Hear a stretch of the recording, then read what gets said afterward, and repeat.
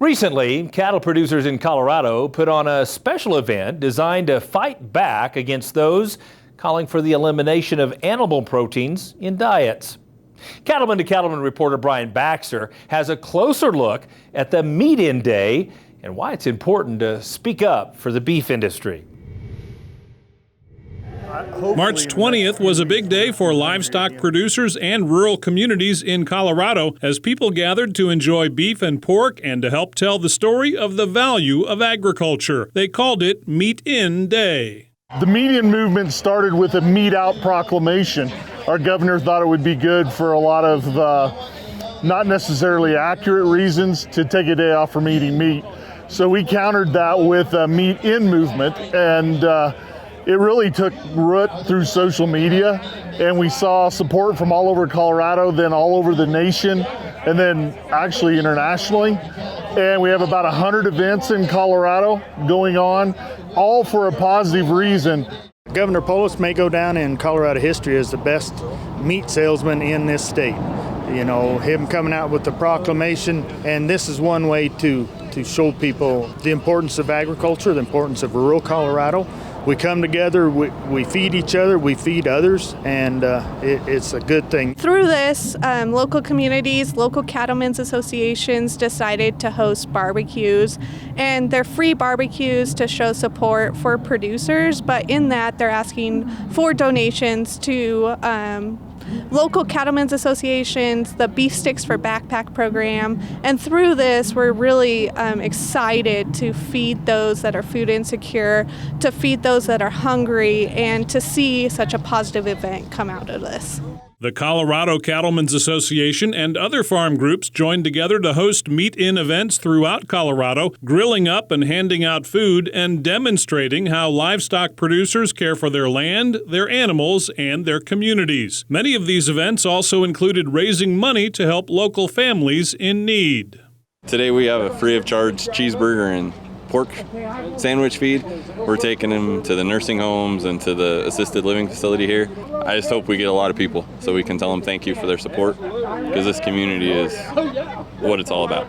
We've got a lot of people that aren't involved in agriculture out here today, and they came out to support a good cause. The ag community helps everybody.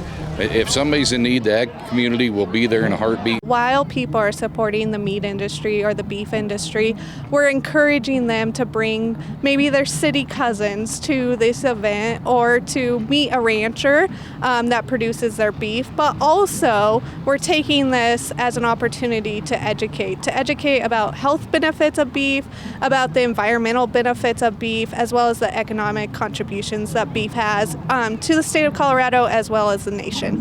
In fact, agriculture is the #1 industry in Colorado, and those at the Meat-In event said this latest challenge encourages them to work harder at ensuring people better understand the value of livestock production. It is for sure the driving economic force in rural Colorado. It probably supplies 70+% of the workforce in rural Colorado.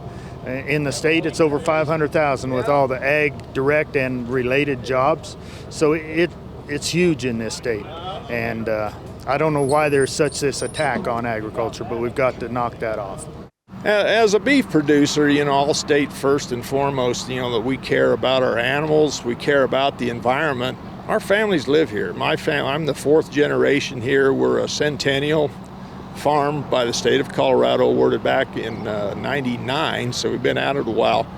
And we want to see our children be able to carry on this lifestyle.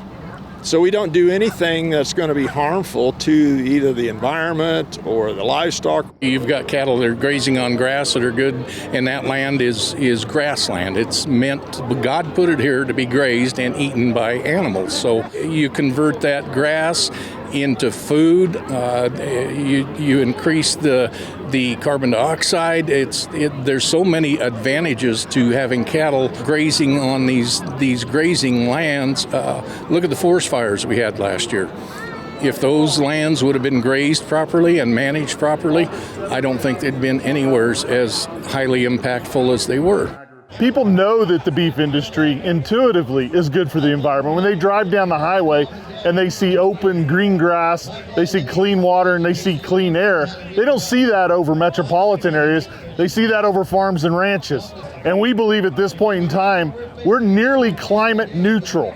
So not only are we not going to contribute to climate change, if that's something that we could talk about, we're actually going to reverse it with a simple upcycling animal and a livestock producer.